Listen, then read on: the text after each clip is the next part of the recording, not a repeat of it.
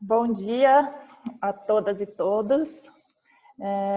Sejam bem-vindos ao nosso quinto webinário, intitulado Sociologia Cultural em Perspectiva. O seminário é promovido pelo Departamento de Ciências Sociais, da PUC-Rio, e pelo Grupo de Estudos em Direitos, Reconhecimento e Desigualdade, o GEDRED. Meu nome é Thaisa Sanches, eu sou pesquisadora de pós-doutorado do programa. É uma alegria enorme mediar esse último webinário desse ano tão louco pelo qual estamos passando. Sem dúvida, é uma alegria ter tanta gente de diversos lugares. Esse é o lado bom da pandemia, né? A gente consegue se reunir pelo menos por aqui. O departamento promoveu 4 webinários desde o começo, desde setembro. Esse é o quinto, então em poucos meses a gente conseguiu fazer vários. Eu queria agradecer então ao Departamento de Ciências Sociais, ao CCAD e ao ECOA da PUC-Rio, que tem nos ajudado a promover esses seminários online, aos intérpretes que estão aqui presentes, ao curso de intérpretes da PUC-Rio, a professora Tereza Dias Carneiro, em especial, e ao Gustavo, que é um dos intérpretes que está aqui com a gente hoje, à secretaria do departamento, aos professores aqui presentes e aos alunos também do programa que estão por aqui. Esse webinário tem como título, então, Sociologia Cultural em Perspectiva, e se propõe a apresentar duas perspectivas de pesquisa relacionadas ao tema, embora distintas. Cada um dos palestrantes terá cerca de 30 minutos para a sua apresentação, e a gente pede que todos vocês permaneçam com o microfone desligado, por motivos de obras em casa, como a minha, para não atrapalhar a apresentação. E eu aviso que esse evento está sendo gravado. Então, aqueles que não quiserem ter suas imagens divulgadas, por favor, desliguem a câmera. Aqueles que quiserem fazer perguntas, podem se inscrever via chat ou escrever a pergunta pelo chat, que eu farei as perguntas no final do evento. A gente vai começar com a professora Angélica Tumala e logo depois vamos passar ao professor Fernando Lima Neto. Angélica Tumala é professora na School of Social and Political Science da University of Edinburgh. Além das contribuições influentes na área da sociologia da religião, ela pesquisa práticas de leitura e apego a livros como objetos materiais no Reino Unido e América Latina. Dentre suas publicações em sociologia cultural destacam-se o livro The Love of Books, Attachment to a Changing Cultural Object, é um livro que ainda está no prelo, e a Cultural Sociological Interpretation of the Attachment to Books. Eu vou disponibilizar o link para esse material depois, para quem tiver interesse. O professor Fernando Lima Neto é professor do Departamento de Ciências Sociais da PUC-Rio, coordenador do Programa de Ciências Sociais de pós-graduação. Suas pesquisas estão concentradas em temas sobre participação, sociedade civil, democracia e teoria sociológica. Entre as suas publicações sobre sociologia cultural, destacam-se a invenção das ONGs no Brasil e Power and Culture, the Cultural Foundations of Brazilian Sociology. Eu vou disponibilizar também a biografia do professor Fernando no nosso chat.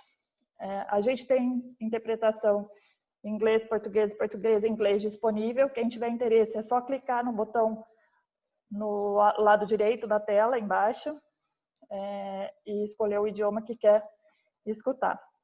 A organização da mesa será a seguinte: nós vamos começar com a professora Angélica Tumala e depois passamos direto ao professor Fernando e depois faremos as questões. Então, quem tiver interesse em fazer questão, em perguntar qualquer coisa, pode me escrever no chat ou fazer direto logo depois da fala dos professores. Eu novamente agradeço a participação de todos e passo a palavra à professora Angélica Tumala.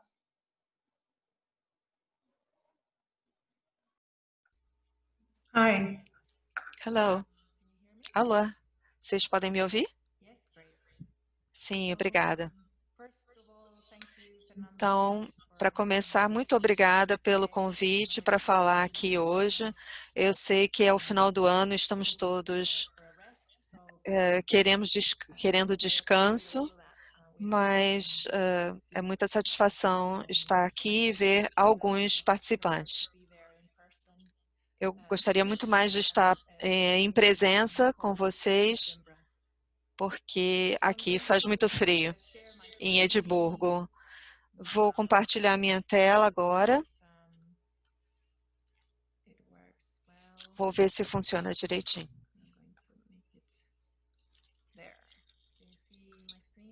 Vocês podem ver a minha tela, a apresentação na tela?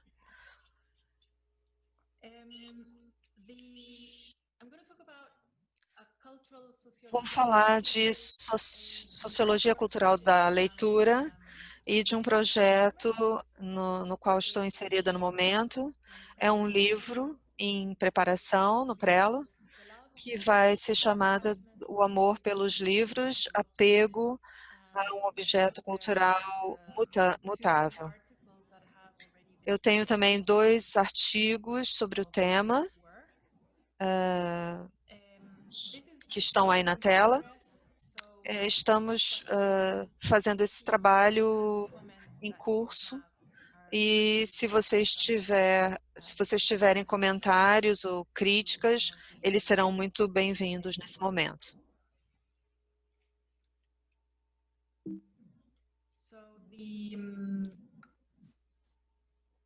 Sorry, I'm getting ahead there.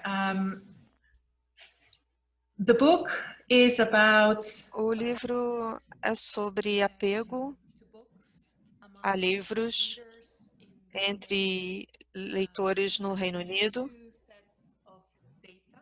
E eu usei 2 conjuntos de dados, entrevistas realizadas com leitores na Escócia em 2015, 2016, 2018 e também respostas a um projeto popular chamado Projeto de Observação de Massa e também usei as respostas desses voluntários à pesquisa, todos no Reino Unido. Essas respostas foram submetidas por todo o Reino Unido e temos um grande conjunto de dados e disponibilizamos para vários pesquisadores no Reino Unido. Eram perguntas que lidavam com livros e leitura. Então, essas pessoas são chamadas de correspondentes, os que responderam à entrevista. Começo com falando desse projeto de livro, que é sobre pessoas que leem por prazer, em oposição aos que leem para estudo ou trabalho.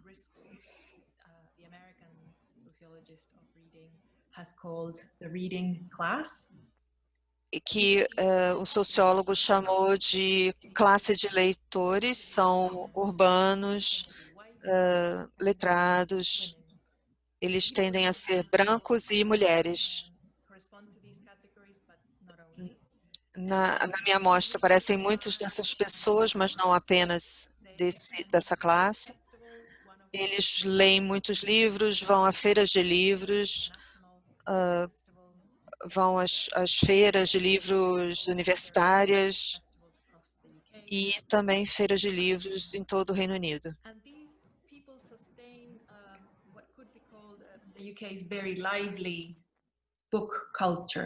E as pessoas têm uma cultura de leitura muito vasta.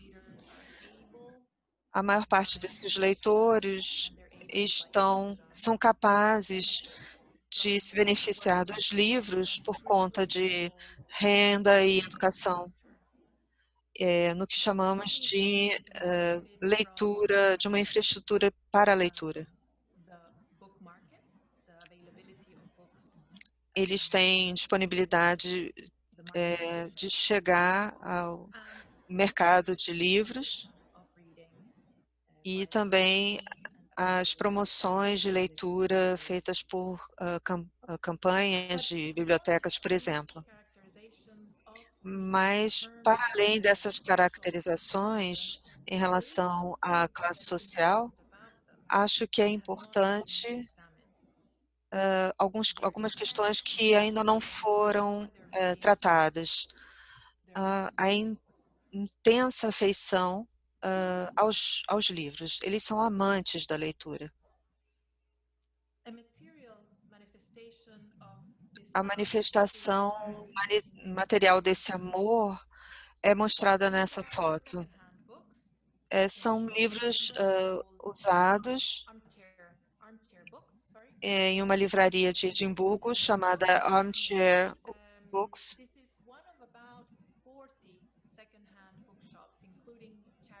Temos 40 sebos, 40 livrarias de livros usados, localizados num perímetro próximo ao centro de Edimburgo.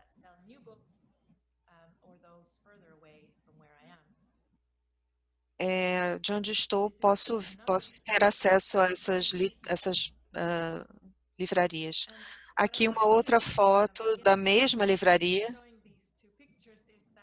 O que pretendo mostrar com essas fotos é como o mercado de livros de segunda mão, usados, é bem vívido em Edimburgo. Os leitores utilizam a leitura para passar por momentos difíceis de suas vidas, como morte e etc. Estes são locais em que as pessoas podem doar seus livros, então eles têm essa motivação, você tem muitos livros, podemos ajudar. Então, é uma oportunidade de vender os livros que estão em excesso nas próprias casas. Isso é uma indicação da quantidade de livros impressos que estão em circulação na cidade. E também a afeição imensa dos vendedores e também dos leitores de livros. Esse tipo de livros vem de casas na Escócia e outros lugares do Reino Unido, em que pessoas os colecionam. Aqui temos uma citação de um dos entrevistados, uma das entrevistadas, na verdade, são mulheres. Adoro. Os livros estão nas paredes, debaixo das camas, em cima das mesas, em sacolas. Tem um encanador agora na minha casa, ele está ligando o aquecimento central, já faz 3 semanas que ele está aqui, porque tem que descolocar os livros daqui para lá, psicologia, filosofia, natureza, patrimônio histórico, jogos, computadores, etc. Outra citação, adoro ver livros por todos os lados, amo livros em prateleiras aleatórias na sala de estar, livros debaixo da mesa de centro, livros nas prateleiras, em cima de todas as mesas, nas mesinhas de cabeceira, etc. Nunca penso em livros como bagunçando o espaço. Tenho amor pelos livros e mesmo que nem sempre eu os leio, eu gosto de vê-los lá. O grifo é meu.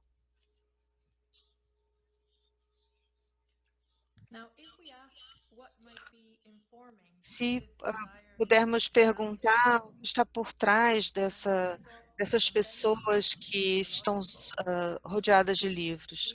A minha abordagem sociológica é de uma interpretação,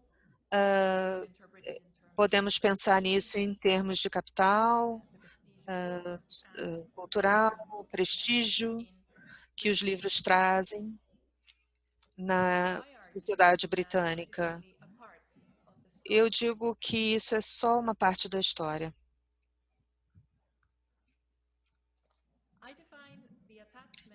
Eu defino o apego a livros da seguinte forma: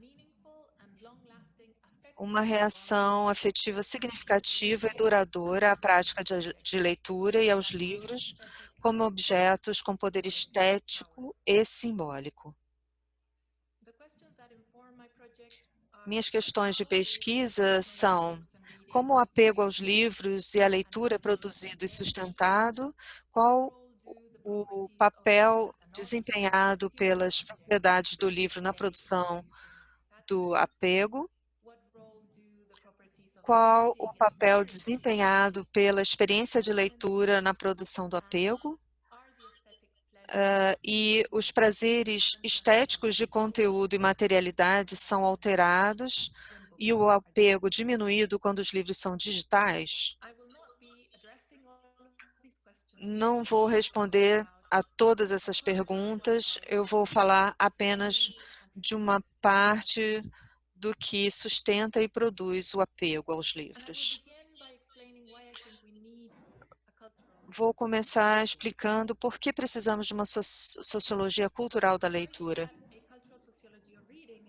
Argumento que a sociologia da leitura é necessária porque nas pesquisas sociológicas existentes, essa questão não é pesquisada. Temos 3 áreas de pesquisa aqui. A primeira, ligada ao letramento e contexto social. A segunda ligada ao capital cultural e estruturação do gosto. Ela é realizada por pesquisadores e acadêmicos de campo que seguem o sociólogo francês Bourdieu. E, por fim, a pesquisa relacionada com a história e os aparatos institucionais que moldam a leitura e a construção de sentido durante a leitura. Em relação à primeira abordagem da prática social, classificada por Griswold e seus colegas, está ligada à questão do letramento. O objeto da pesquisa são os letramentos locais e atrai atenção para a questão crítica e no cenário mais amplo dos estudos culturais. Como vocês sabem, os estudos culturais não focam principalmente na questão da resistência,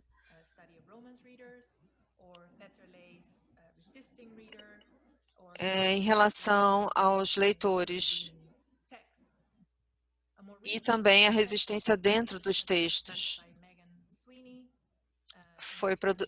As pesquisas foram produzidas por Megan Sweeney, por exemplo, em prisões nos Estados Unidos. Então, essas presas tinham um acesso muito restrito a materiais de leitura. Elas são principalmente hispânicas e afro-americanas. Então, elas usam a leitura para expressar a sua subjetividade e também para fazer uma conexão com o mundo lá fora.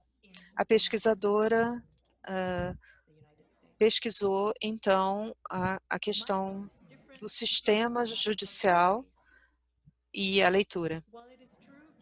A minha abordagem aos estudos culturais é que o papel da agentividade não é muito levado em conta.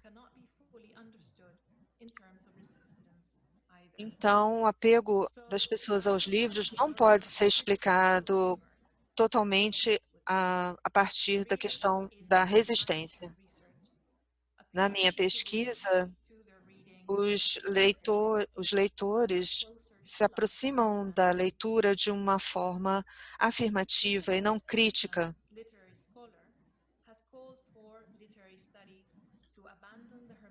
Então, outro pesquisador alegou que é preciso olhar a leitura como um tipo de alívio.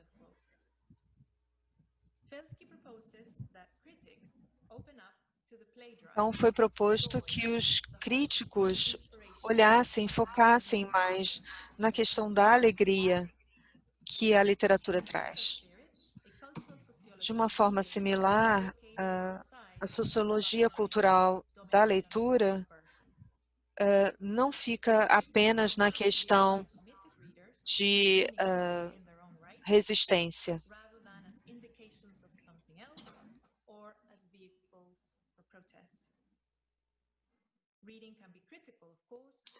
A leitura pode ser crítica, mas é também uma experiência afirmativa e de alegria.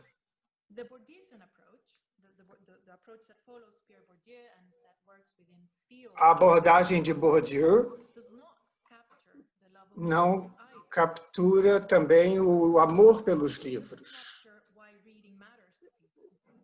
Não fala do porquê é importante para as pessoas os livros. Os estudos que seguiram os de Bourdieu falam da participação da cultura e da classe social. Isso parece que fala que as pessoas de classe mais elevada preferem os livros mais sérios, e as pessoas de classe mais baixa preferem ciências ficção.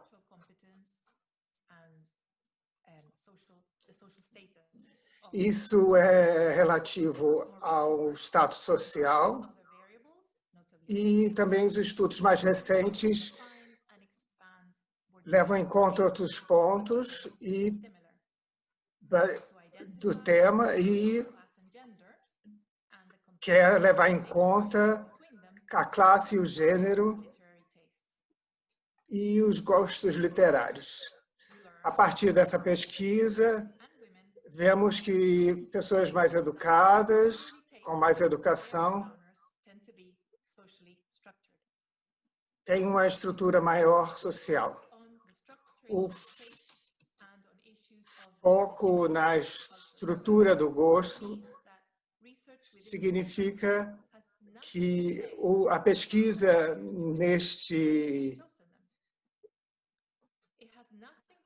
nesta abordagem e não fala por que as pessoas têm apego aos livros.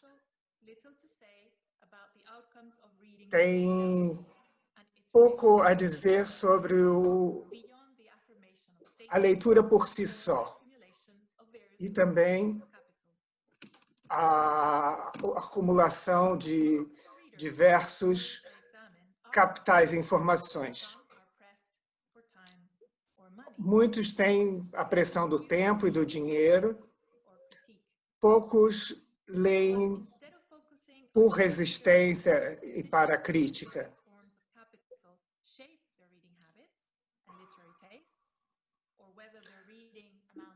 Se eles estão lendo por resistência ou por doutrinação, as ligações entre as pessoas e os livros.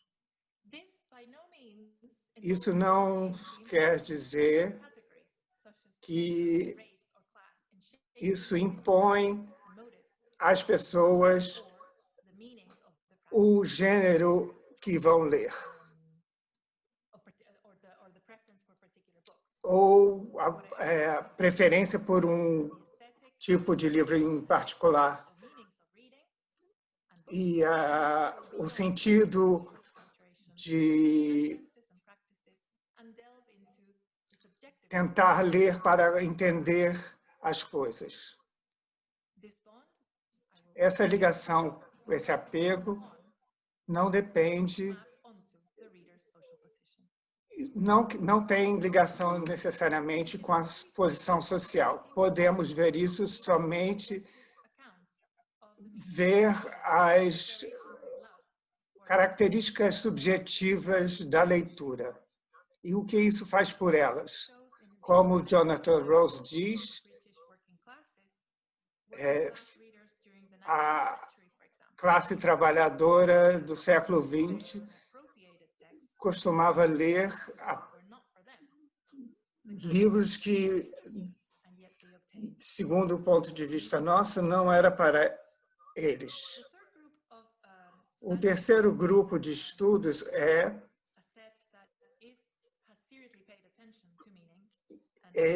um grupo que prestava muita atenção ao significado.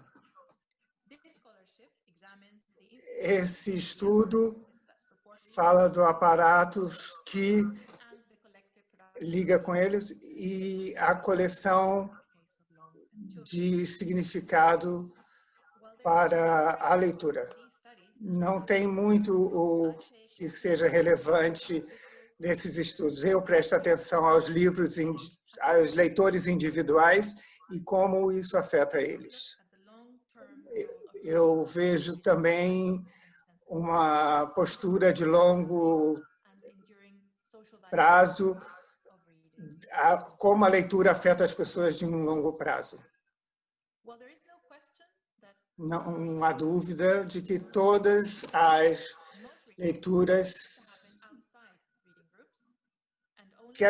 continuam também a acontecer fora dos grupos de leitura.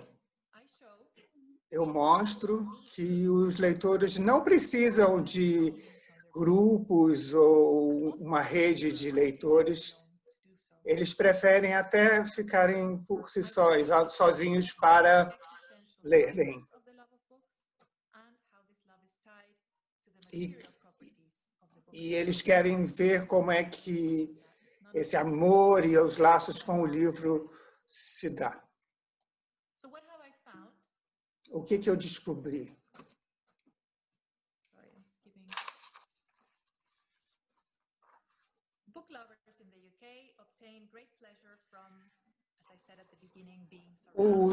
As pessoas que amam livro depende da vida deles, o códice da leitura,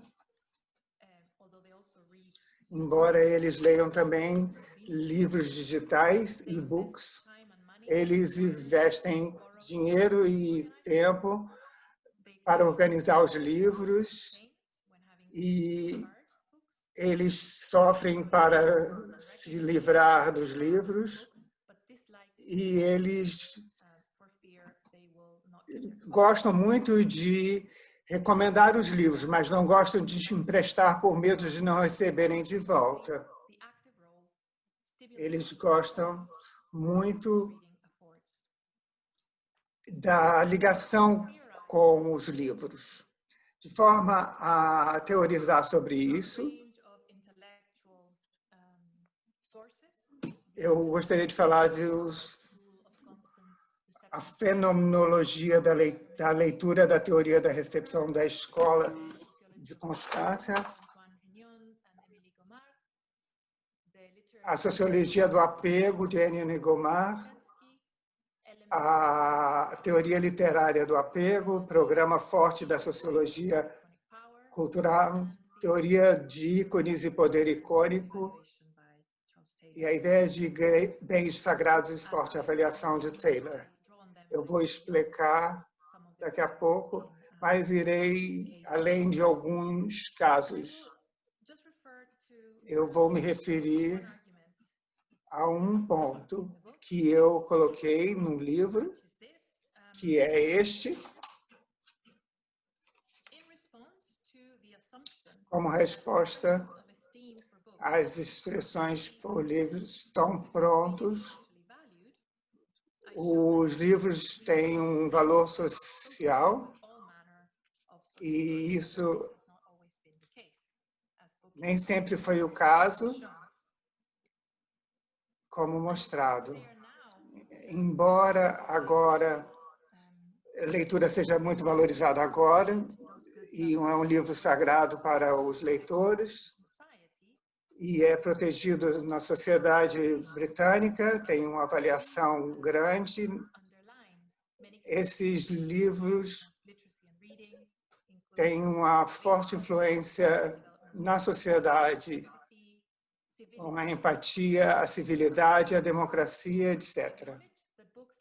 Eu reconheço os grupos de leitura para aumentar o status dos seus participantes e a sacralidade da leitura, mas, ao mesmo tempo, eu tento mostrar que o prestígio dos livros,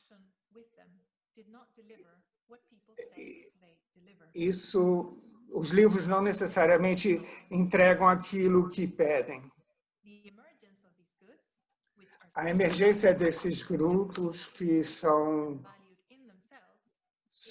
foram considerados é o que faz a leitura dos livros importante.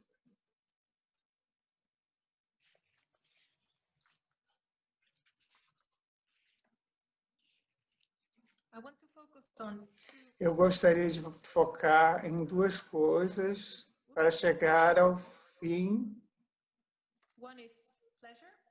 Um é o prazer e a outra é a interação entre interação e passividade quando lemos. O prazer e leitura, ele torna real a alegria, o entendimento do mundo, a capacidade crítica, a curiosidade, o apoio à mente, à vida. Dos livros que eu considero sagrados para mim é que do autoconhecimento, é a questão do autoconhecimento. Eu foco na leitura de ficção.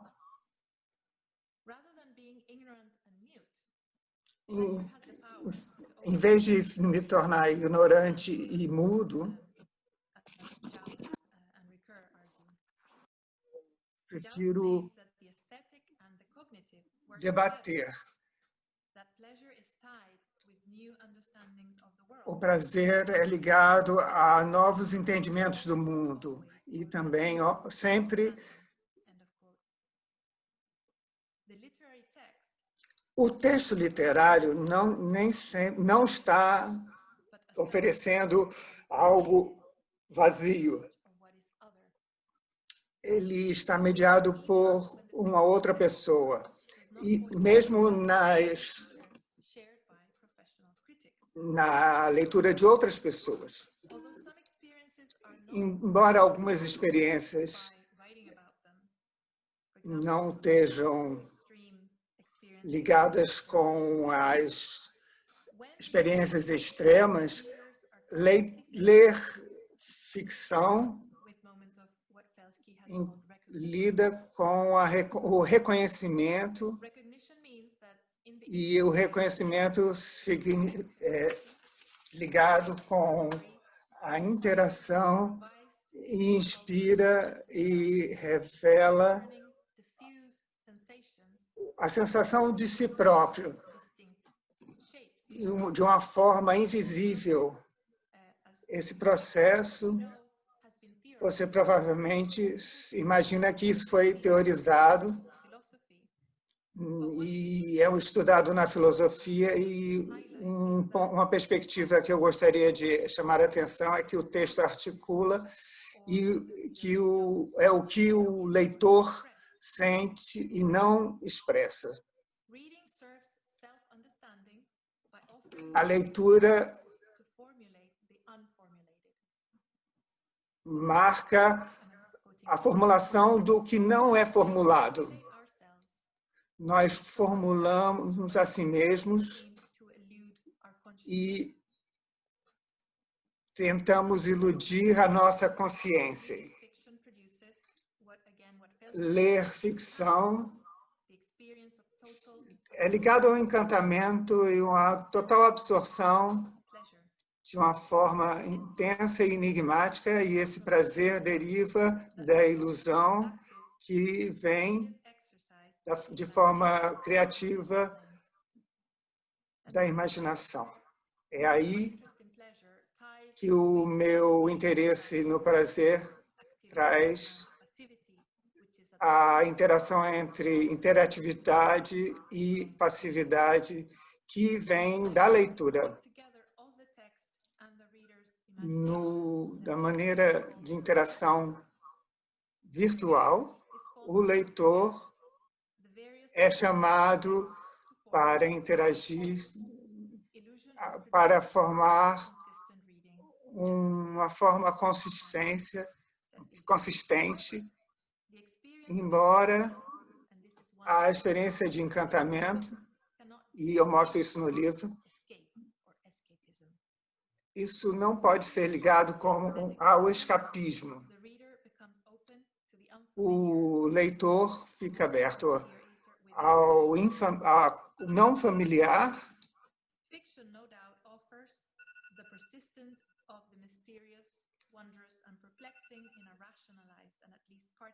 secularized world. I am citing Felsky there.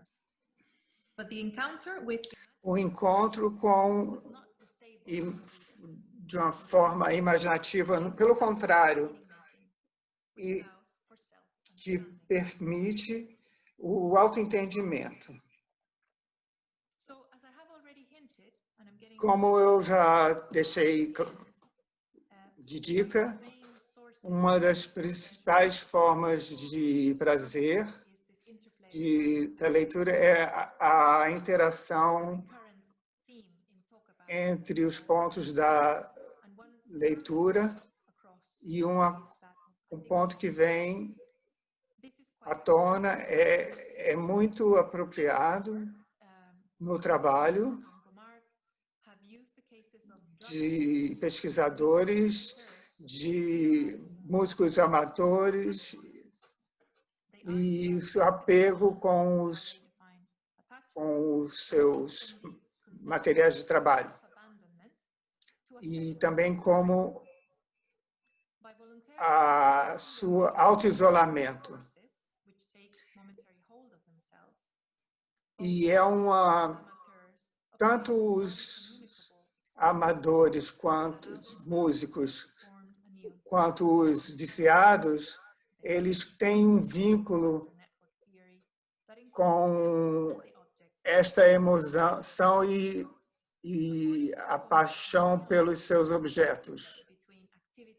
A interação da interatividade são eventos e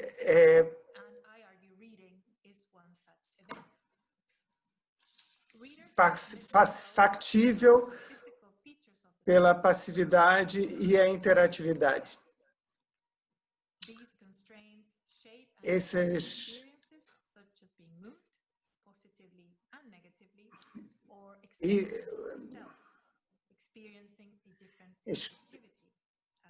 Experimentando subjetividade dos textos, os leitores são guiados pelo texto e de uma forma de interpretação, mas ao mesmo tempo estão livres para fazer a própria interpretação. Os bens que os livros representam, isso afetam a subjetividade,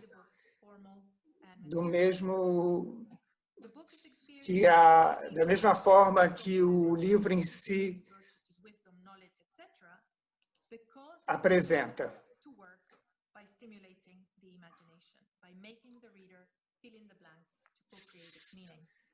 O livro deixa espaço para que os leitores preencham as lacunas.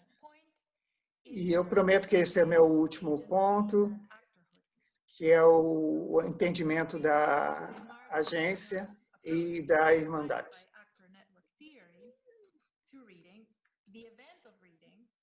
O evento da leitura ocorre quando tem um dispositivo ou um momento de apego. Eles são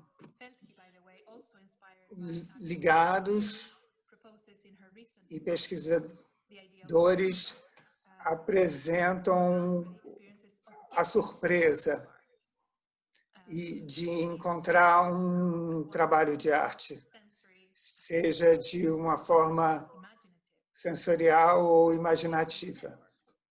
E também de participação e de rede de contatos, etc. Eu gostaria de propor uma variação desta ideia. Embora isso não ligue outras pessoas, eu gostaria de falar do colecionador e os valores do material.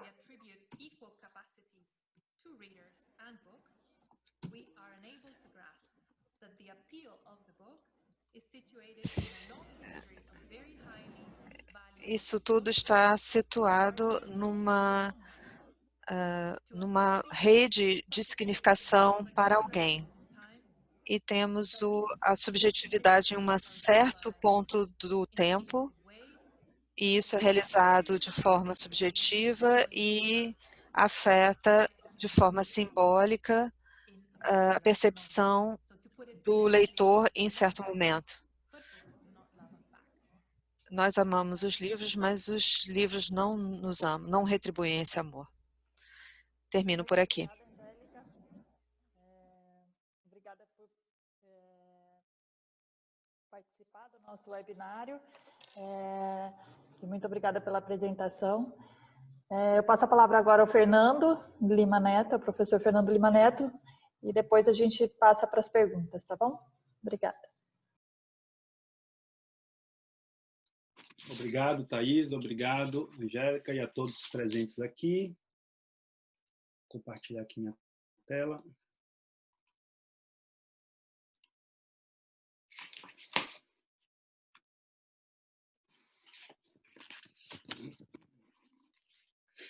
Bom, o título da minha apresentação é Justiça Social, Filantropia e Ecologia, uma sociologia cultural das ONGs no Brasil.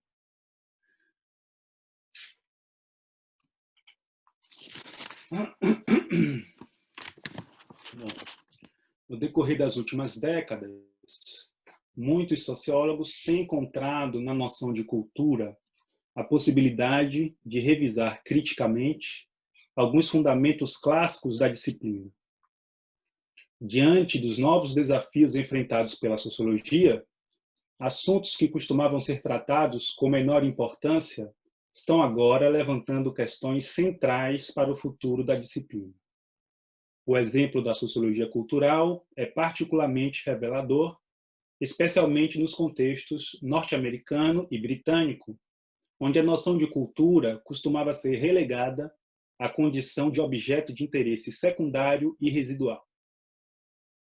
Ao invés de considerar a cultura como uma consequência das relações sociais, sociólogos culturais como Jeffrey Alexander e Roland Robertson promoveram uma virada cultural que enfatizava a condição simbólica de todo fenômeno histórico, isto é, a centralidade dos significados na produção e reprodução da vida social. Na França, assim como no Brasil, pouco se ouve falar na expressão sociologia cultural. Isso acontece porque, em ambas as tradições, a noção de cultura nunca saiu de cena. Pelo contrário, foi, desde os primórdios, uma preocupação central da sociologia. Nesses contextos, portanto, não se aplica a ideia de uma virada cultural.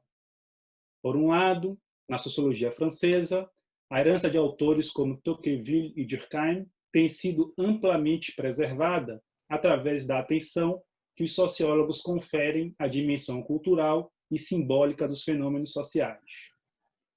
Fernando, o legado de... Sim? Eu queria te pedir para falar um pouco mais devagar, causa da Ok. tradução. O legado de Bourdieu é outra valiosa contribuição para reforçar a análise cultural. Além disso, as fronteiras movediças entre sociologia, antropologia e filosofia trouxeram autores como Lévi-Strauss, Barthes, Baudrillard, Derrida e Foucault para o centro da análise sociológica e também influenciaram a virada cultural em outros lugares. Há ainda o esforço de aproximação da sociologia pragmática francesa com a sociologia cultural americana, como nos trabalhos de Lamont e Thévenot. Por outro lado, na sociologia brasileira, a relação entre cultura e política constitui um desafio permanente, tanto para autores clássicos quanto contemporâneos. Desde os primórdios do século passado, as noções de cultura e poder estiveram no centro das abordagens dedicadas a analisar criticamente o desenvolvimento da modernidade na periferia do capitalismo. Seja no passado ou no presente, autores do pensamento social brasileiro e da sociologia política procuraram explicar as relações entre Estado e nação no Brasil a partir de uma perspectiva histórica. Considerando o Estado como um emaranhado de relações políticas e a nação como um conjunto de valores e visões de mundo, os autores desenvolvem uma imagem de Brasil que associa política e cultura, Estado e nação, de forma variada.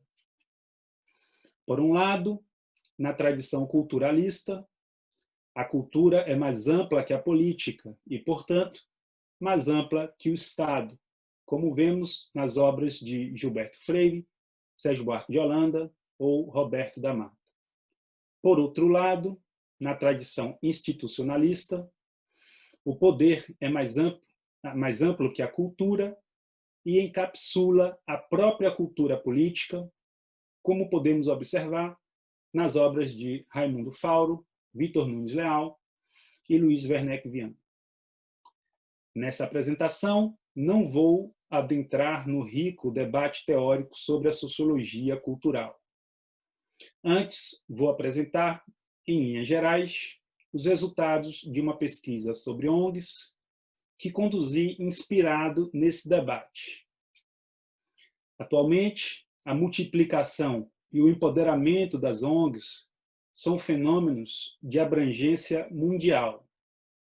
Estima-se que elas estejam presentes na quase totalidade dos países. No entanto, em meio a essa presença geral, observa-se igualmente uma grande disparidade no que concerne às estruturas, funções e significados dessas organizações. Cada país ou região do mundo detém um conjunto muito específico de formatos jurídicos, estruturas administrativas, áreas de atuação, práticas e significados que estão associados à ideia do que sejam as ONGs. O principal objetivo dessa pesquisa foi identificar e analisar os valores sociais que conferem sentido ao fenômeno das ONGs no Brasil.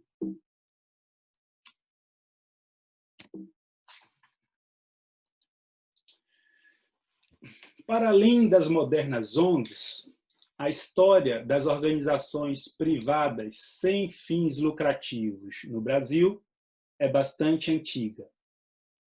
Embora o aparecimento e a consolidação do vocábulo ONG só tenha ocorrido no decurso da década de 1980, a noção de ONG representa o coroamento de um processo de longa duração cujas origens históricas remontam ao período colonial. Durante os mais de 3 séculos de colonização portuguesa, o Estado autoritário que foi consolidado no Brasil delegou à Igreja a tarefa de promover educação, assistência social e serviços de saúde para a população brasileira.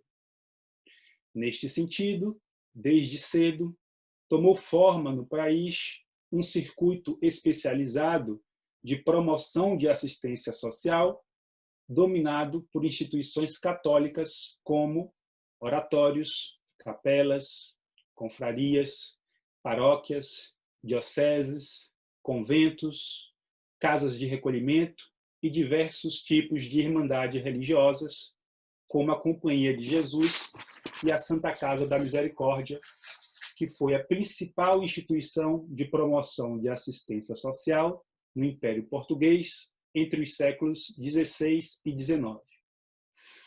Evidentemente, não se trata aqui de dizer que as organizações católicas do Brasil colônia sejam ipsiliteris instituições do mesmo tipo que as modernas ONGs. A Igreja Católica inaugurou no Brasil o campo da assistência social e controlou suas instituições até meados da segunda metade do século XX, quando começou a ocorrer uma série de transformações dentro deste campo. De um modo geral, é possível identificar 3 grandes transformações históricas na formação do campo da assistência privada no Brasil, todas circunscritas à segunda metade do século XX. A primeira delas ocorreu ao longo das décadas de 1960 e 1970, quando a orientação, até então exclusivamente religiosa, das práticas filantrópicas no Brasil passou a incorporar motivações políticas que estavam a meio caminho entre o marxismo e o catolicismo. Durante esses períodos, setores organizados dentro da Igreja se opuseram à ditadura militar e passaram a realizar projetos de educação popular em suas bases rurais e urbanas, os assim chamados Centros de Assistência Social a Grupos Populares. Esse movimento foi agregando força, especialmente a partir do fortalecimento da teologia da libertação e com os primeiros sinais de enfraquecimento do regime militar. Ao final dos anos 70, a ênfase na caridade cristã, que deu o tom da assistência privada no Brasil desde a época da colonização, cada vez mais perdia espaço para uma concepção laica de justiça social. E isso terminou contribuindo para uma autonomização relativa dessas organizações em relação à Igreja. No começo da década de 1980, os projetos de intervenção social e política desses grupos, cada vez mais autônomos em relação à Igreja, começaram a ser dirigidos para o movimento social organizado. Os tradicionais serviços de assistência social a grupos populares foram então se transformando em serviços de assessoria a movimentos sociais organizados, como o movimento sindical, urbano e rural, os movimentos de luta pela terra e as associações de moradores de áreas periféricas das cidades. Agora eu passo para a segunda grande transformação, onde no contexto, no processo de redemocratização do Brasil, a consolidação de uma sociedade civil autônoma e influente trazia como um dos pontos principais de sua agenda a definição dos diversos coletivos que nela atuavam. Os diversos atores coletivos. Sindicatos, partidos de esquerda, movimento social e diversas organizações sociais empenhavam seus esforços em consolidar identidades coletivas que, em um primeiro momento, se voltavam contra o próprio Estado, até então o principal obstáculo para a consolidação democrática no país. Neste momento, os centros de apoio e assessoria aos movimentos sociais, que já funcionavam com relativa independência dos seus vínculos católicos originários, viam ameaçadas suas funções mediadoras diante de um movimento social cada vez mais autônomo. Embora tenham logrado relativo sucesso ao demarcar suas fronteiras simbólicas em relação à Igreja, a proximidade com o movimento social ainda ameaçava a autonomia institucional dessas organizações. Começou aí a segunda grande transformação histórica que consolidou a identidade das ONGs no país, quando foram organizados congressos, encontros, debates e publicações destinados à construção de uma identidade comum e específica para essas organizações dentro da sociedade civil brasileira.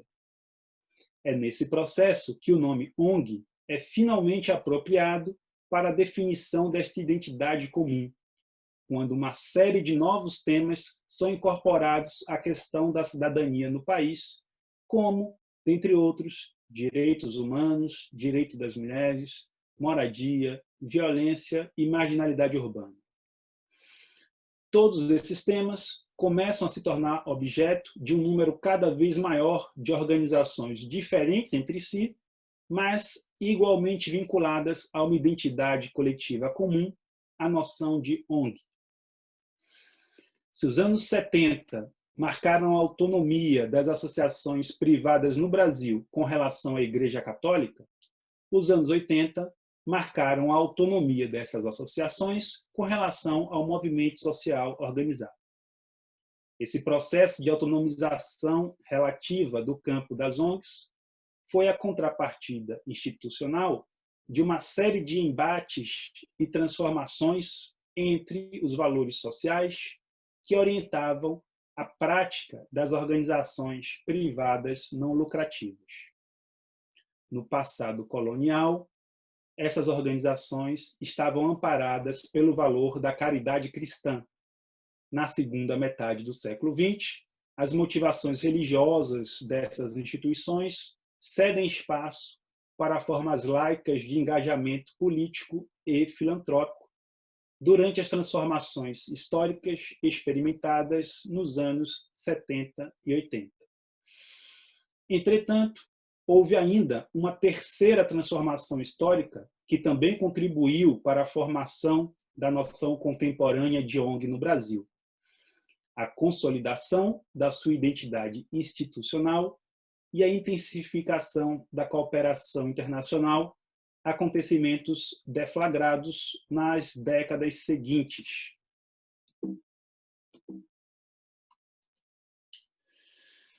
A terceira grande transformação que consolidou o campo das ONGs no Brasil ocorreu durante a década de 1990, que marcou a proliferação dessas organizações e a sua consolidação institucional. Dentre outros eventos, como a fundação da Associação Brasileira de Organizações Não Governamentais, a ABONG, em 1991, e da Lei das OICIP, em 1999, a realização da Campanha Nacional contra a Fome e a Miséria no Brasil, em 1993, e da ECO 92, no Rio de Janeiro, legitimaram a atuação dessas instituições e corroboraram o seu respaldo diante do Estado e da sociedade.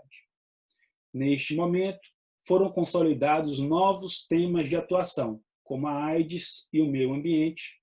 Intensificaram-se os vínculos de cooperação internacional entre ONGs, cresceu o número de instituições ligadas ao mercado que atuam em projetos sociais, acontecimentos que terminaram por transformar as fronteiras entre Estado, mercado e sociedade no Brasil. Ao longo desta década e da seguinte, o vocábulo ONG consagra-se não apenas dentro dos circuitos de relações sociais e políticas ao torno do qual ela é construída, mas também no contexto mais amplo das relações cotidianas no país e no vocabulário do senso comum.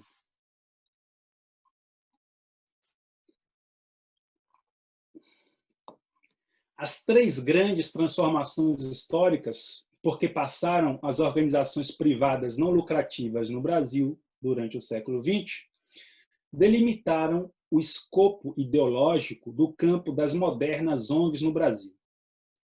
A transição da caridade cristã para a assistência social durante os anos 60 e 70, a separação entre assistência social e militância política nos anos 70 e 80, a consolidação da identidade institucional e a intensificação da cooperação internacional nos anos 90, são processos históricos que inauguraram três trajetórias institucionais específicas para a formação das ONGs.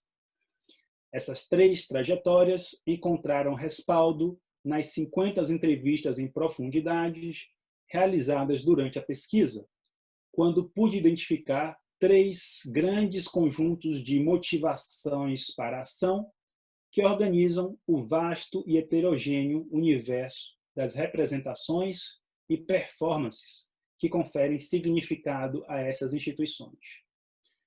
Justiça social, filantropia e ecologia são os três valores sociais que imputam sentido à noção de ONG no Brasil contemporâneo.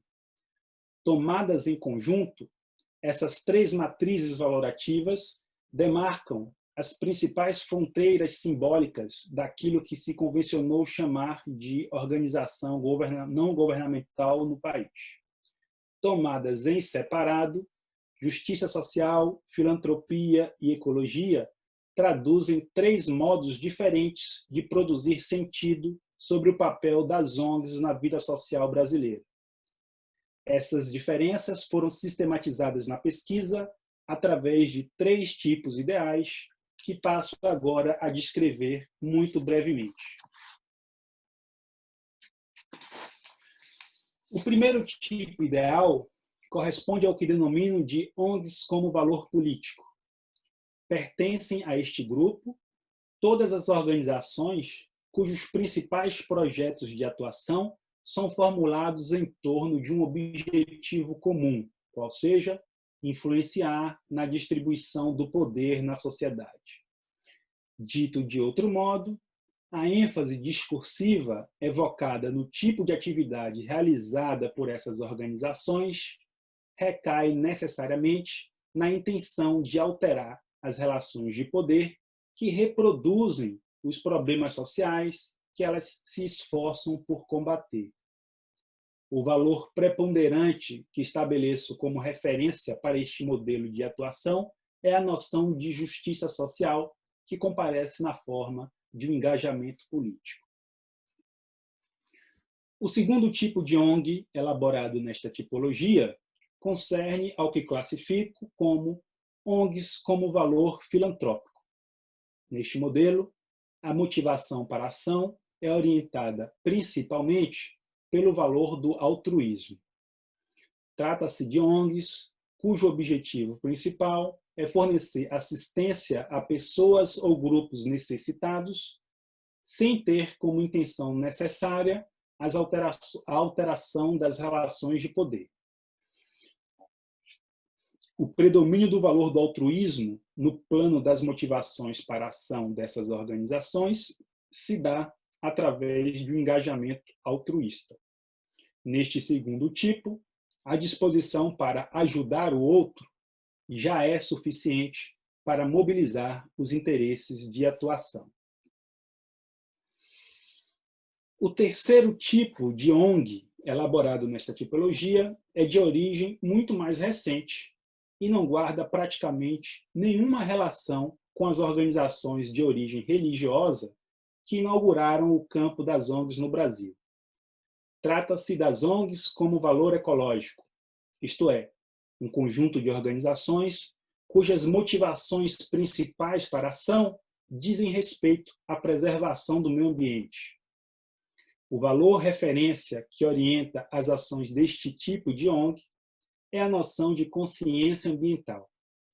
Durante as décadas de 1970 e 1980, o número dessas entidades aumentou consideravelmente, mas o acontecimento mais importante no desenvolvimento deste tipo de ONG ocorreu no início da década de 1990, por ocasião da Conferência das Nações Unidas sobre Meio Ambiente e Desenvolvimento no Rio de Janeiro, popularmente conhecida como Eco 92 ou Rio 92.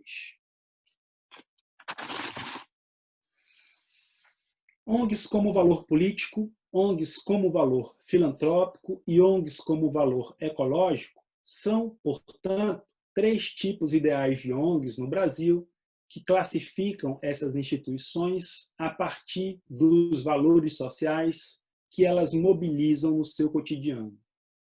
De acordo com essa tipologia, a presença de cada um desses três valores é hegemônica em suas respectivas instituições, mas não é exclusiva. Embora esses valores sociais ofereçam um ponto de referência para distinguir as formas de engajamento que orientam as convicções pessoais dentro de cada organização, não quero negar a interação dinâmica entre eles dentro de uma mesma instituição.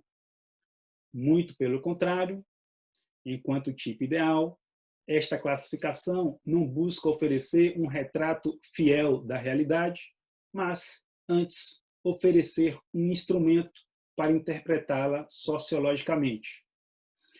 Ao fazer isso, procura oferecer alternativas analíticas para as tipologias mais convencionais sobre ONGs na sociologia, no direito e no serviço social, que tendem a classificar essas organizações a partir de relações objetivas, como as suas estruturas administrativas, suas áreas de atuação, seus vínculos internacionais ou seus formatos jurídicos. Muitas vezes, essas relações são tomadas como variáveis independentes na análise e cumprem a função de explicar as variações dos significados e valores sociais das ONGs no Brasil.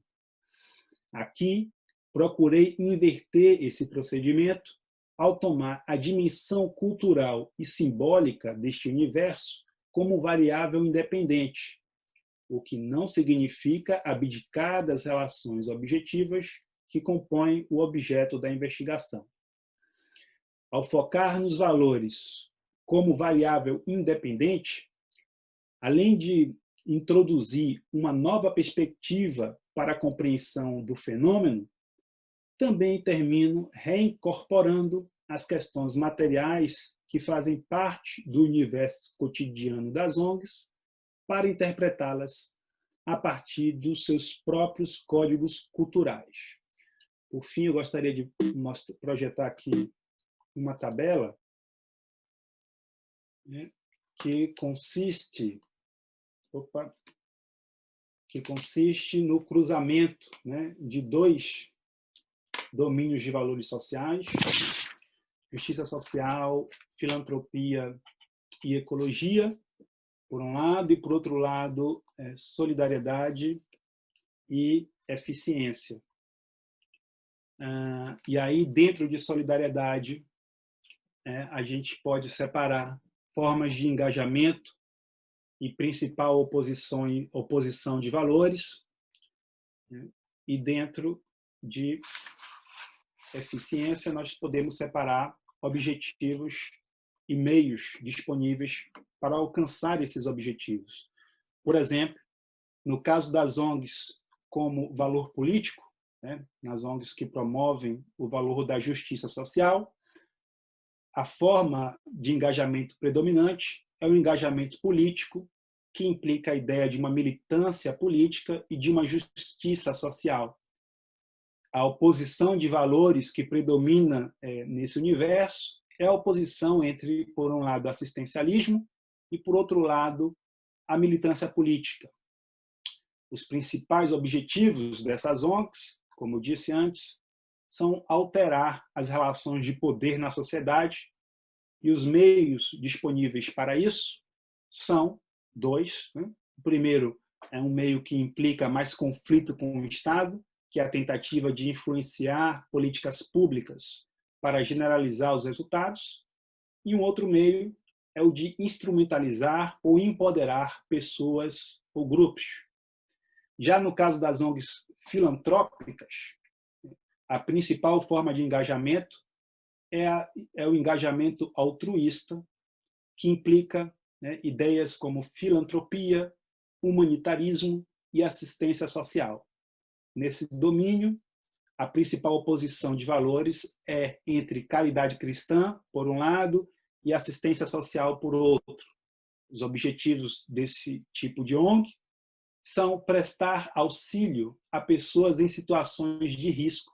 Isso é feito seja através da tentativa de influenciar políticas públicas para manter os resultados, né, uma perspectiva de mais cooperação com o Estado, diferente da primeira, ou no oferecimento, através do oferecimento de atendimento emergencial a segmentos específicos da sociedade. Por fim, no tipo ONGs ecológicas, né, a principal forma de engajamento, né, que predomina nesse universo é a consciência ecológica, que implica nas ideias de ecologia e sustentabilidade. A principal oposição de valores, né, que permeia aí o universo simbólico dessas organizações ecológicas é a oposição entre, por um lado, o progresso, por outro lado, o desenvolvimento sustentável. O principal objetivo é garantir a sustentabilidade dos recursos naturais do planeta, e os meios disponíveis para isso são, primeiro, influenciar e fiscalizar políticas públicas voltadas para questões ecológicas, e outro meio é o de sensibilizar a opinião pública e atrair apoio a essa causa. Bom, isso é o que eu tinha para apresentar. Agradeço, então, a atenção de vocês e fico aqui à disposição para qualquer questão que apareça. Obrigado. Muito obrigada, Fernando. Agradeço novamente a professora Angélica. Como eu falei no início, eu acho que a sociologia cultural possibilita um debate de pesquisas que parecem tão diferentes à primeira vista, mas que assistindo vocês a gente percebe alguns pontos de diálogo, né? Eu tenho algumas questões, mas eu gostaria primeiro que as pessoas pudessem fazer. A Mariana Fernandes tinha se inscrito.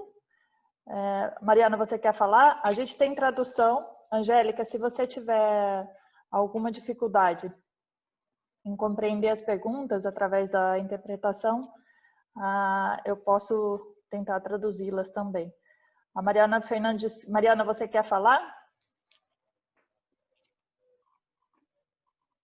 Olá, professora. Eu achei muito interessante essa pesquisa, porque esse tema de buscar estudar literatura e perfil de leitores é um tema que me interessa muito. E eu queria saber se você já pensou em estudar perfil de pessoas que leem histórias em quadrinhos, comics, seja aí da Inglaterra, seja de outros lugares. Porque eu falo isso com base porque agora a Panini, uma editora bem grande aqui no Brasil, fez uma pesquisa com os leitores para ver o que eles preferem, qual o formato de publicação que eles preferem. E eles falam que preferem um papel que seria um pouco mais caro e tem todas essas coisas que batem com algumas das coisas que você mencionou. Obrigada, Mariana. Maria Alice, a professora Maria Alice também colocou uma questão. Você prefere que eu escreva, fale, ou você quer falar, Maria Alice? A Maria Alice pergunta... Angélica, você mencionou que o livro é amado sozinho, né? A gente ama o livro e ele não ama a gente de volta, como um objeto nu.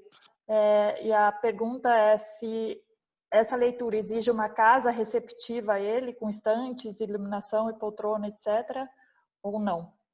Ou você acredita que o ambiente não é... Qual é o papel do ambiente nessa leitura, né?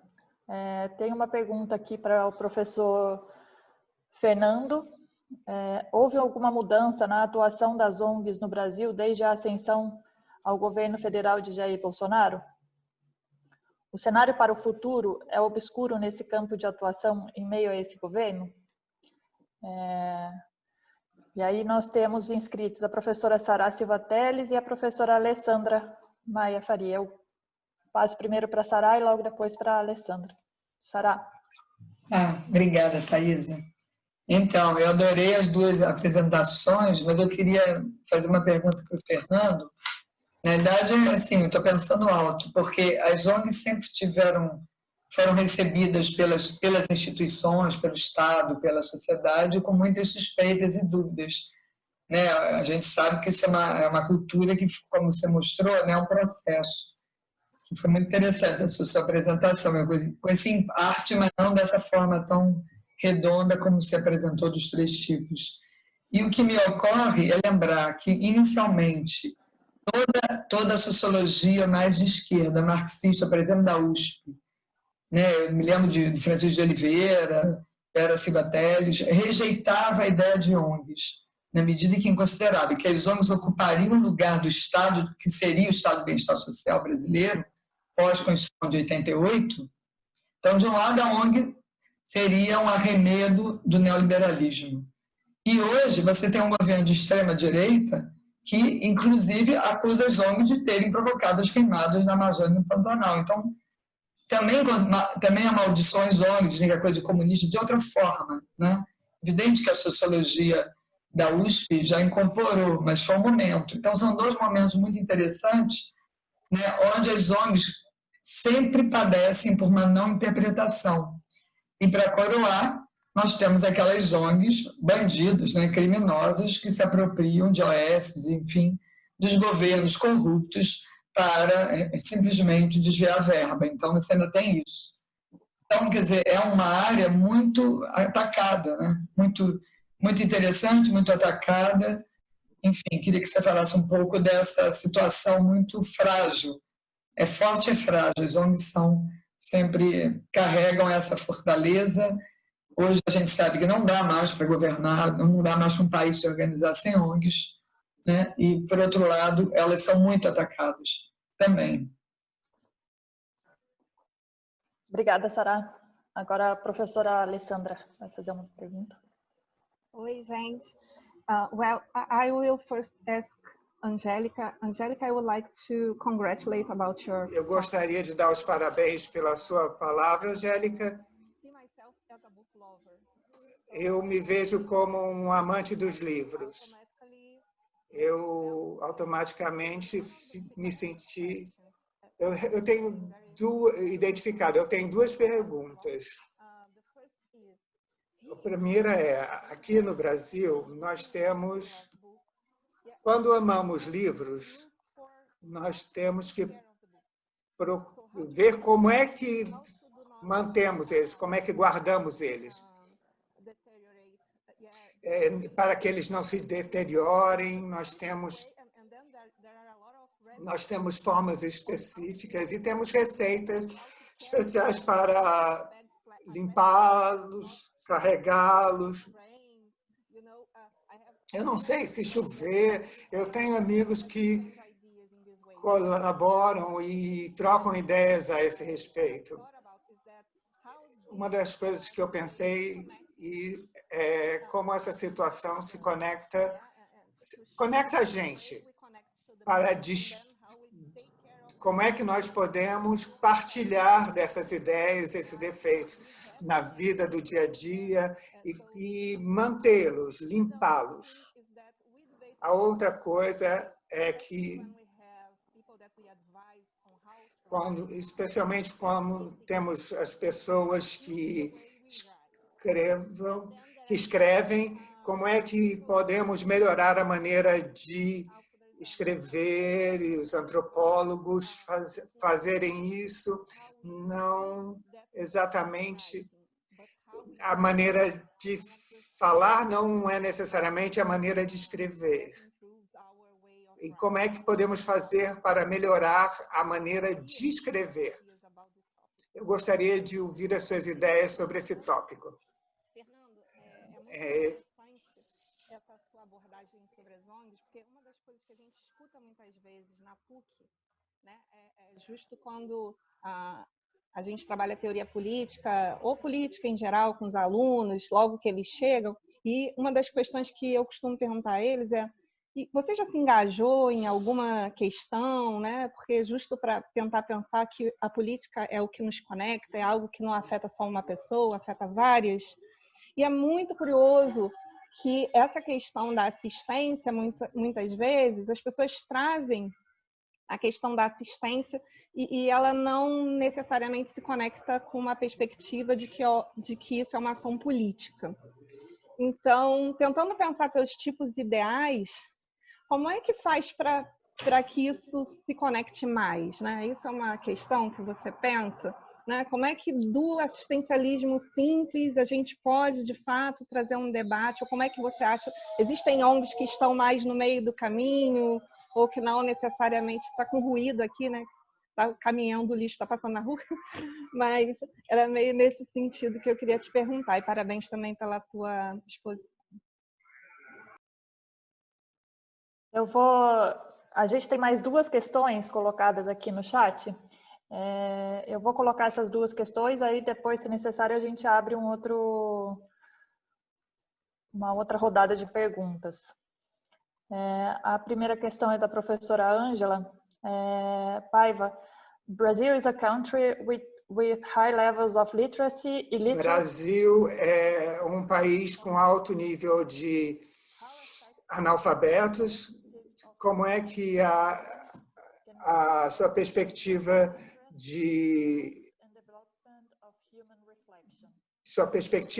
da leitura afeta as pessoas aqui no Brasil?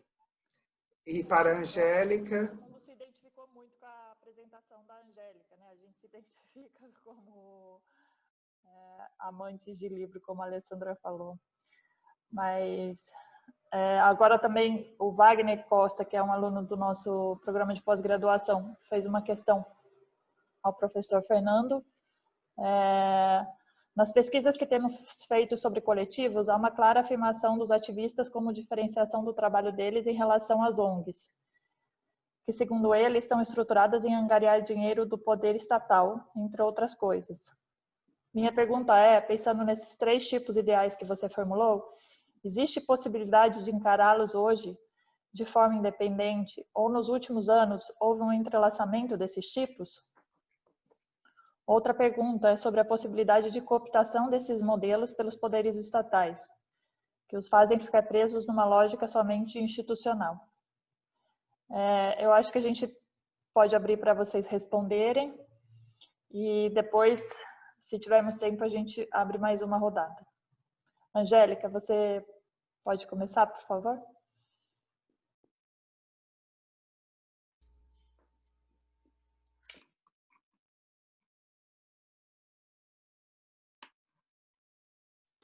Okay, thank you.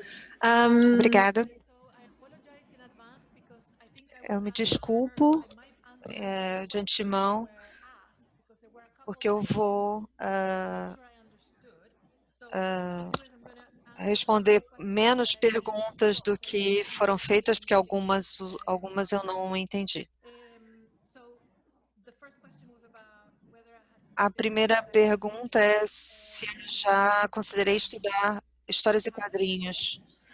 Não, ainda não. Pode ser que sim, no futuro, porque acho que existem muitos fãs de HQ que são muito ligados a esse tipo de gênero, mas até agora não tenho nada a dizer, ainda não estudei, nem teorizei sobre isso. A teoria do ícone que eu utilizo são muito boas para pensar as histórias em quadrinhos, porque lá tem o texto e a imagem, mas ainda não fiz isso. Houve também alguma coisa perguntada sobre o papel. Não sei se era a questão da textura do papel. Era isso que você estava perguntando? Se você tem alguma preferência, se o leitor tem uma preferência por tipo de papel? Então, eu perguntei aos entrevistados nas pesquisas que fiz se eles prestavam atenção à qualidade do papel. A maioria diz que não faz diferença para eles, mas um grupo menor diz que sim, que isso faz diferença para eles. E se é um livro de segunda mão, um livro usado, eles têm um cheiro característico e que às vezes as pessoas não querem ler por conta do cheiro. Eu acho que eu estou falando muito rápido e os tradutores devem estar desesperados. E se isso é importante para algumas pessoas. Houve uma pergunta sobre controle, que eu vou deixar para depois, porque acho que não entendi. Existem 3 perguntas que estão relacionadas em relação a letramento e acesso à luz, à iluminação e a um lugar para ler. E a importância do lugar, elas estão todas ligadas e há um consenso de que a revolução de leitura é apoiada ou depende de não apenas exemplares acessíveis em brochura, mas também luz artificial, janelas que permitam que a luz entre e também um tempo livre para a leitura, porque as pessoas estão trabalhando o tempo todo e às vezes essas demandas de trabalho impedem as pessoas de ler.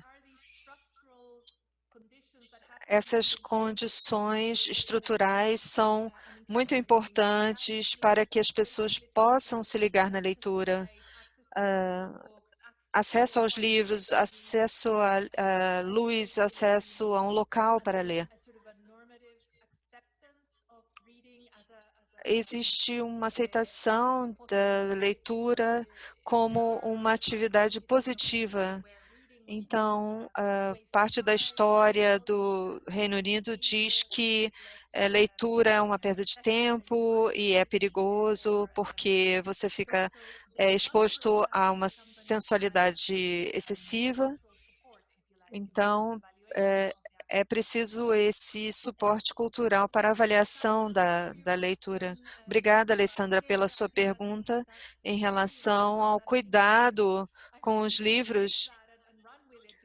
Eu acho que eu vou pegar essa questão e me apoderar dela.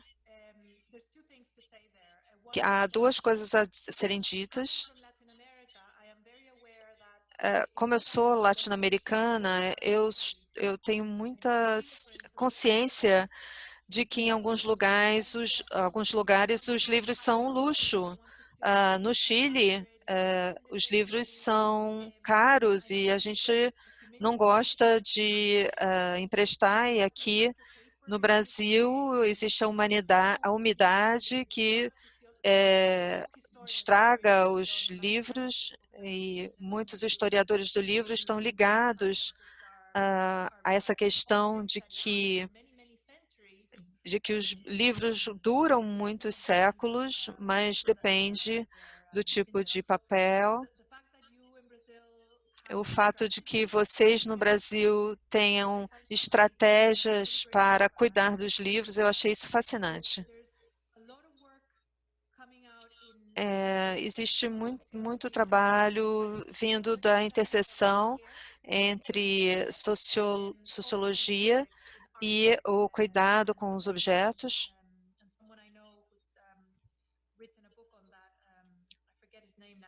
Eu me esqueci do nome do autor que se interessa por isso, mas ele tem uma ampla categoria para tratar desse assunto. Não, em relação a outra pergunta, não tem muitas eu não tenho muito a dizer em relação à autobiografia. é uma questão de autojustificação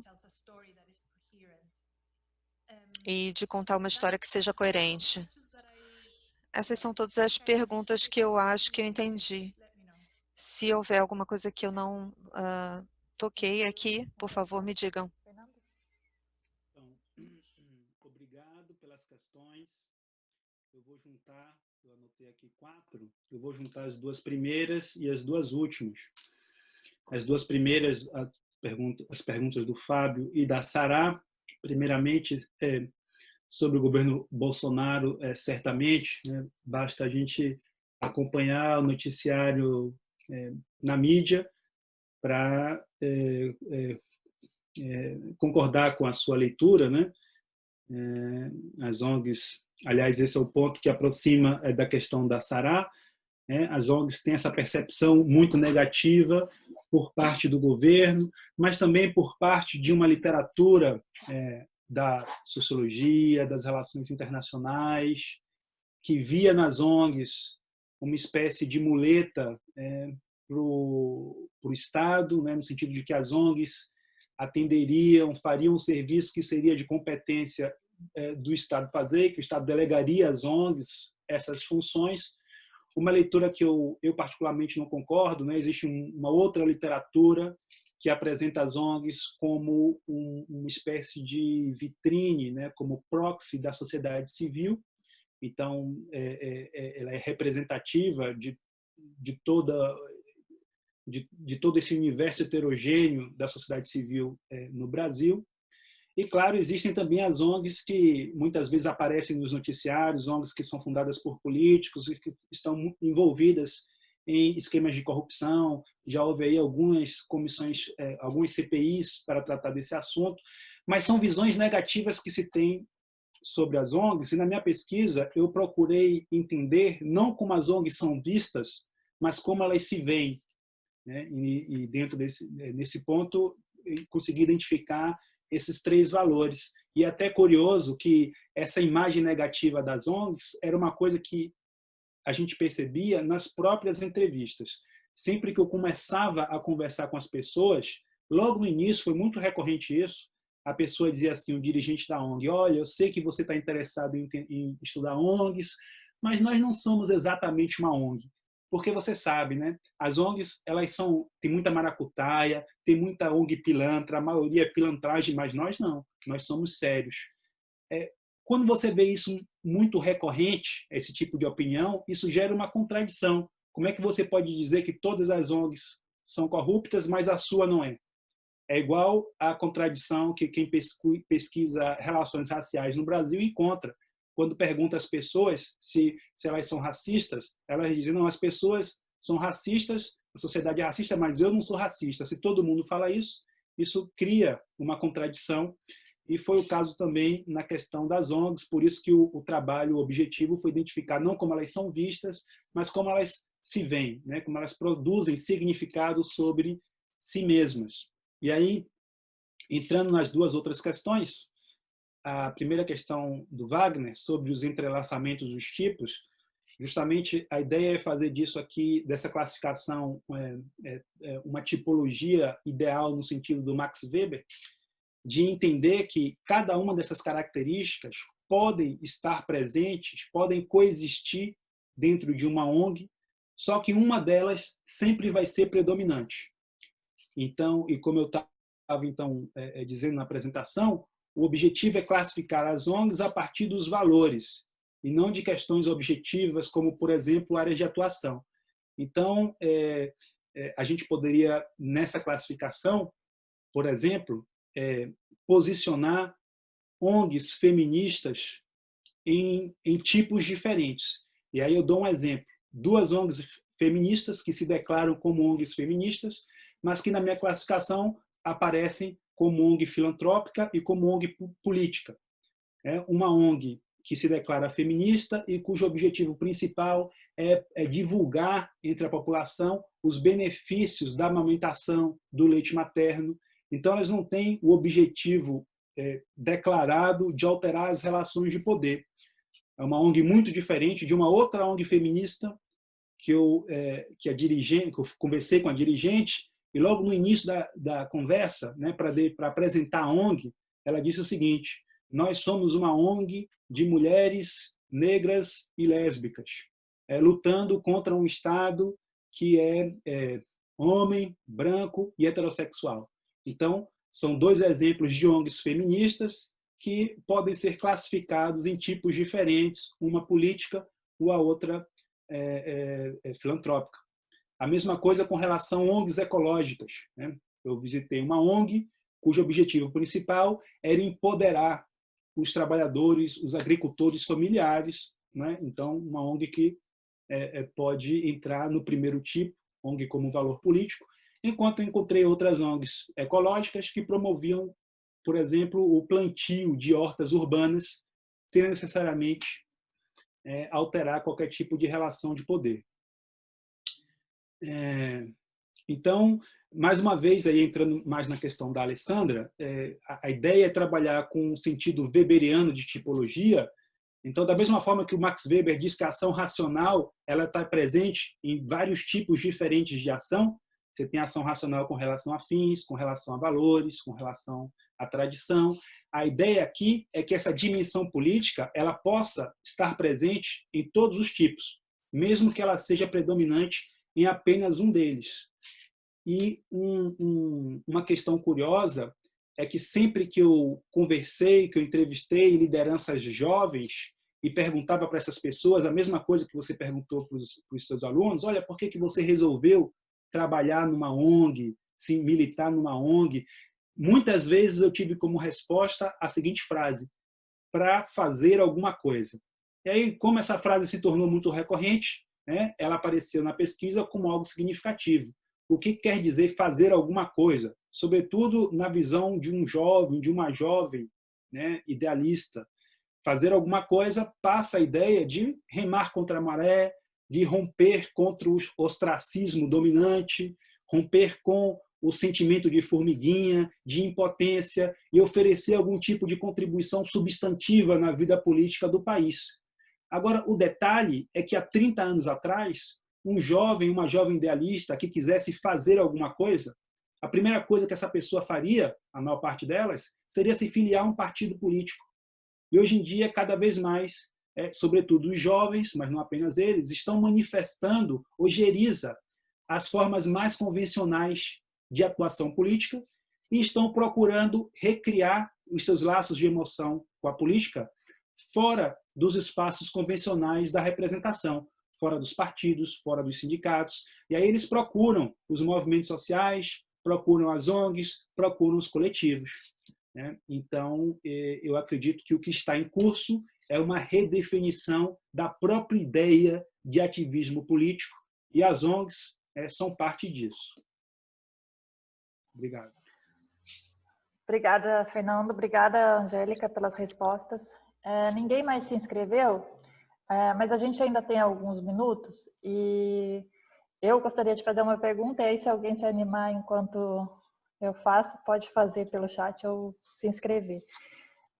Eu acho que nas duas apresentações, uma linha de diálogo é a motivação pessoal que as pessoas encontram para participar das ONGs ou para se engajar em grupos de leitura ou ler como uma atividade individual e solitária também. Durante agora a pandemia, ficou muito evidente a questão dos livros, né? As pessoas têm a estante de livros atrás e até cartazes com figuras de livros começaram a ser vendidas para que as pessoas pudessem usar como uma opção estética, né? A estética dos livros fake. Além de fake news, a gente tem fake books também, né? Mas também aumentou muito a venda de livros que não estavam mais sendo vendidos, como A Peste, do Camus, ou livros relacionados a experiências de pandemia. Eu queria, nesse sentido, que vocês dois falassem um pouco como que tanto o engajamento em ONGs quanto a leitura de livros dialoga com a questão da distinção. Se essa questão da estante de livros fake pode ser entendida somente como distinção, Angélica, ou se você vê alguma outra explicação ou análise para esse fenômeno de falsas estantes. E, Fernanda, eu queria saber se apareceu em alguma das suas entrevistas essa questão de participar de ONGs ou de criar ONGs como uma maneira de se distinguir, de falar, eu faço parte de organizações que lutam por justiça social, especialmente em ecologia, talvez eu acho que isso possa acontecer, mas é isso. Eu tenho mais uma questão aqui da aluna de doutorado do programa, que é a Marina Haddad. Gostaria de fazer uma pergunta para o professor Fernando. Você conseguiu identificar, em sua pesquisa entre essas classificações ideais de ONGs, diferenças de entendimento sobre o Estado e a sociedade? É isso. E aí a gente tem mais 5 minutinhos para cada um e a gente pode finalizar. Angélica, se você puder começar novamente ou...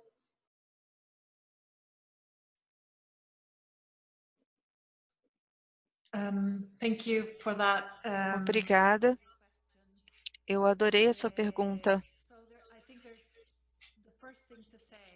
Primeira coisa a dizer é que no contexto da diminuição da legitimidade ou da autoridade dos especialistas, o fato de que algumas pessoas que falam, a mídia, colocam, se posicionam na frente das suas estantes. Eu até mesmo pensei nisso hoje, mas depois desisti. Eu penso que o poder icônico dos livros está lá. E falo do icônico em relação na instanciação de um longo conjunto de significados em relação aos valores sociais, de conhecimento. Quando você coloca atrás de você, você está tomando emprestado esse poder simbólico. É lógico que eles são fake. Se você não está usando um ambiente que tem livros de verdade, é óbvio que é fake. Esse fundo é fake. Então, eu começo a me perguntar se eles não estão sendo irônicos, mas o básico o impulso de estar diante de seus livros faz parte da sua própria apresentação, os ícones.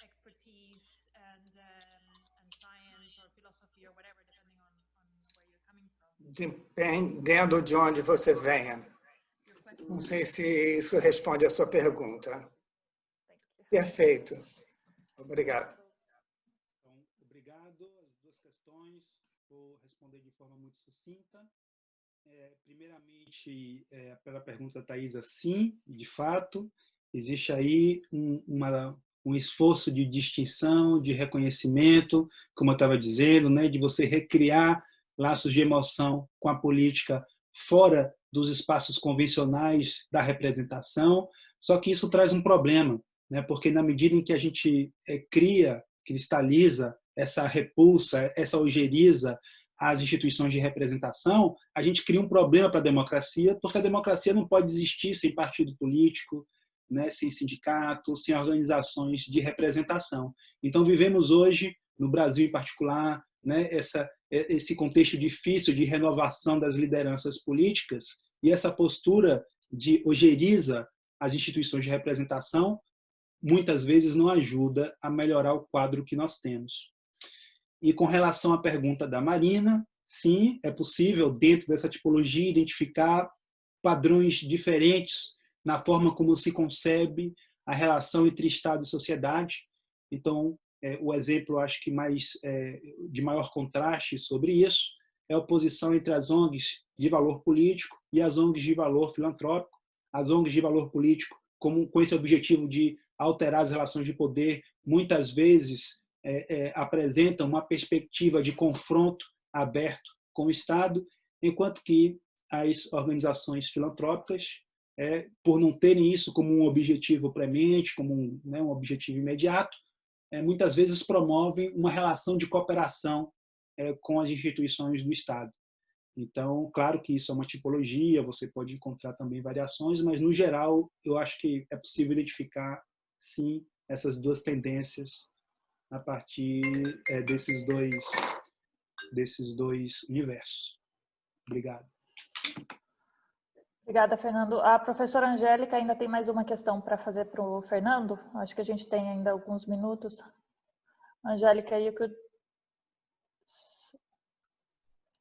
So, when I was listening to... Quando eu estava ouvindo você, Fernando, eu estava me perguntando se talvez você esteja ligado com... E quando você faz a diferença entre valores e...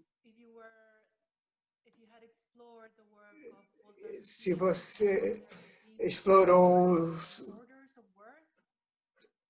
o trabalho de Boltanski e encontrar justificativas no mundo de ética, dependendo da área da ONG, isso vale a pena? Eu conheço pouco a teoria da justificação do Boltanski e do Thévenot.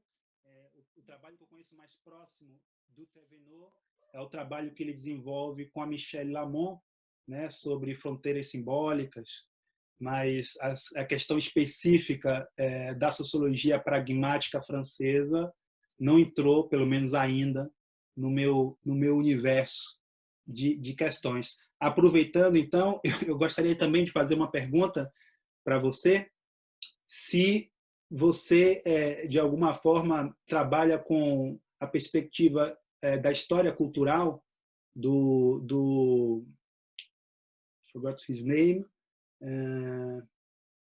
que fala sobre livros, o Chartier? Chartier, Roger Chartier. Yes. Yes, much better pronounced than me. Yes, he's great, especially on Chartier, especialmente no que diz respeito ao material estudado. Obrigado. Bom, eu acho que é isso. Estão perguntando no chat e eu acho que é uma questão que pode ser respondida a todos. Os certificados serão enviados por e-mail? O Fábio Eles perguntou. podem solicitar a secretaria do programa. Na hora da inscrição, existe a pergunta, né? Se você quer ou não receber certificado, e se você optou pelo sim, você vai receber automaticamente, senão você pode entrar em contato com a secretaria e pedir. Novamente, eu agradeço a participação de todas e todos, acho que foi uma manhã excelente mesmo de debate, e a gente poderia ficar conversando aqui durante bastante tempo, mas temos que terminar. Agradeço novamente aos intérpretes da PUC-Rio.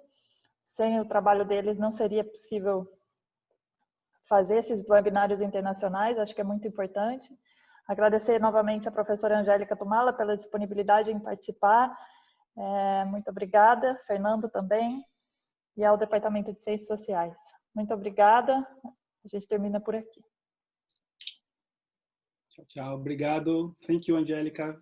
Thank you very much for the invitation. It was a pleasure. Obrigado pelo convite, foi um presente, pela presença, e aproveitem o verão. Com cuidado, naturalmente.